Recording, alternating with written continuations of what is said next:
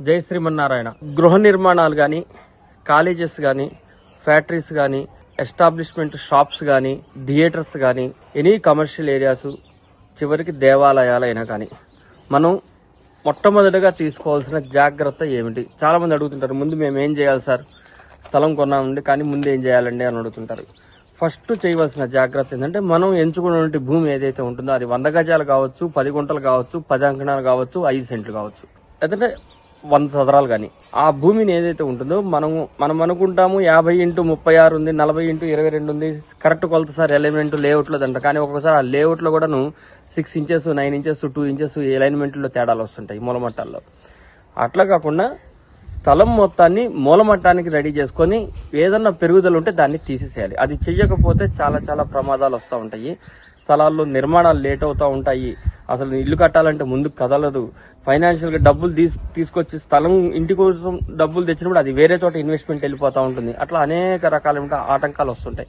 ఇవన్నీ మనం చూసేటివే, అర్థమవుతున్నాయి. ఇదంతా కూడా వాస్తుకు రిలేటెడే. మీకు సంబంధం ఏముందని చెప్పి మన ఒకళ్ళు యూట్యూబ్లో కామెంట్ కూడా చేశారు, వాళ్ళకి నేను ఎక్స్ప్లెనేషన్ ఇచ్చాను. అంటే తీరా మేము ప్లాన్ ఇచ్చేసి వెళ్ళిపోయిన తర్వాత ప్లాన్ అవ్వలేదు సార్ అంటారు. అసలు ప్రాబ్లం ఇక్కడ అది పెట్టుకుని ఎంత ప్లాన్ వేసినా ఉపయోగం లేదు.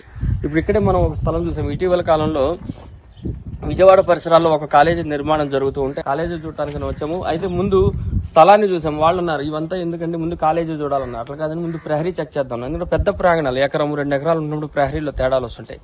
వీళ్ళు ఏం చేశారంటే, ఇక్కడ జాగ్రత్తగా కనుక గమనిస్తే మూలమట్టం వేసి అలైన్మెంట్ చేశారు. కానీ అలైన్మెంట్ చేసిన తర్వాత ఈ ఏదైతే హద్దు ఉంటుందో ఆ హద్దుని మూలమట్టానికి వేసినప్పుడు దాని ప్రకారంగా అలైన్మెంట్ చేసి బిల్డింగ్ అయితే కట్టారు. కానీ దీన్ని తెగ్గొట్టల స్థలం. ఇది ఏమైందంటే దక్షిణ నైరుతి భాగం. ఈ దక్షిణ నైరుతి భాగం ఇదేమో 16 అడుగులు ఉంది సుమారుగా. ఇది వచ్చేసరికి అక్కడేమో 5 అడుగులకి వెళ్ళిపోయింది. చూసారు, నేరోగా వెళ్ళిపోతుంది, మీకు కనబడుతుంది అది క్లియర్గా. కాబట్టి మనం ఎప్పుడైతే ప్రహరీని సరి చేసామో తప్పనిసరిగా దాన్ని చూపించాలి. చూపించకపోతే వచ్చే ప్రమాదాలు మనకు కథలో పనులు అక్కడ అన్ని కూడా పెరుగుతూ ఉంటుంది ఖర్చు. ఇక్కడ చూస్తే ఆదాయ వనరులకి ఆటంకాలు అవుతూ ఉంటాయి అనమాట. కాబట్టి ఇవన్నీ కూడా మనం తీసుకోవాల్సిన జాగ్రత్తలు అందరం కూడా గమనించాలి.